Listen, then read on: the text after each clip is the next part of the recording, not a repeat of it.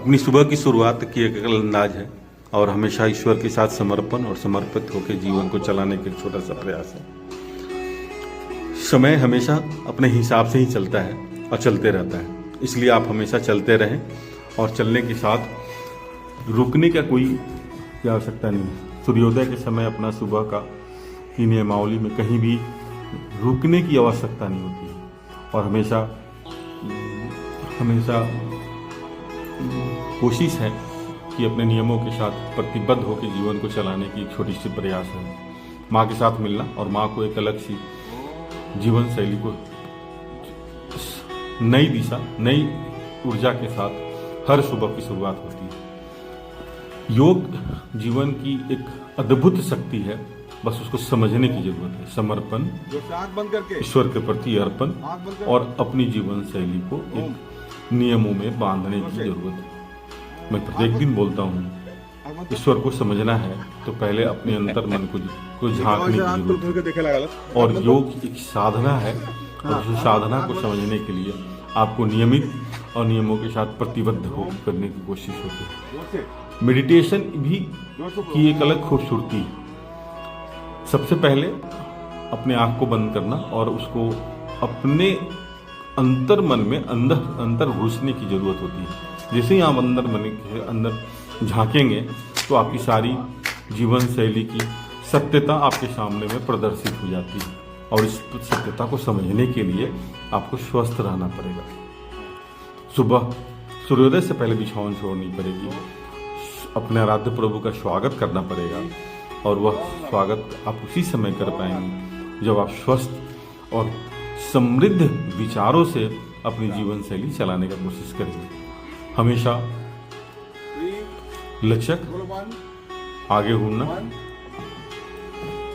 पीछे गर्दन के साथ, कमर के लिए बहुत अच्छा एक्सरसाइज है और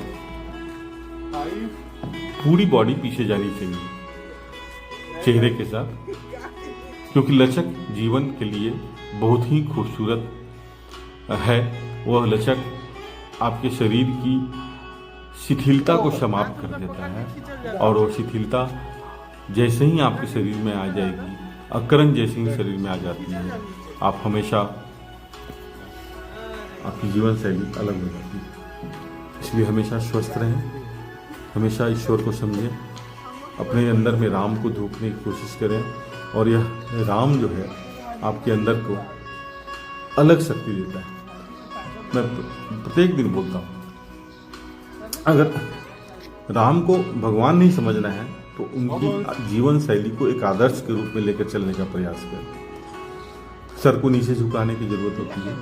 सर्वाइकल, माइग्रेन से रिलेटेड जिनको बोलने में प्रॉब्लम है उनके लिए बहुत अच्छा एक्सरसाइज है। बोलने में हल्के जीभ को हल्के से बाहर कीजिए, अंदाज से। कॉन्फिडेंस लेवल बढ़ता है उसी समय जब आपको इसकी रिजल्ट सामने आती है। लेकिन रिजल्ट कब सामने आएगी? जब आप नियमित रहेंगे, वरना 2 दिन करके आप नहीं छोड़ें। और हमेशा स्वस्थ रहने, मुंह खोलने की जरूरत होती है थोड़ा। ये सारी एक्सरसाइज जिनको बोलने में तकलीफ है वह उनके लिए, और यह बहुत ही लाभकारी है। दवा खाने से खाली बीमारी नहीं ठीक होता है। जिनके पैर में दर्द है उनके हल्की हाथ से पैर को दबाना है और दवा से केवल बीमारी अगर ठीक होता तो बहुत सारी बीमारी ठीक हो जाती है। इन दवा के साथ साथ आपको अपने शरीर को एकदम स्फूर्ति ला के रखना है, खुश रहने की कोशिश करनी है। हमेशा खुश रहें, शिकायतों से दूर रहें, हमेशा अपने जीवन को चलाते रहें।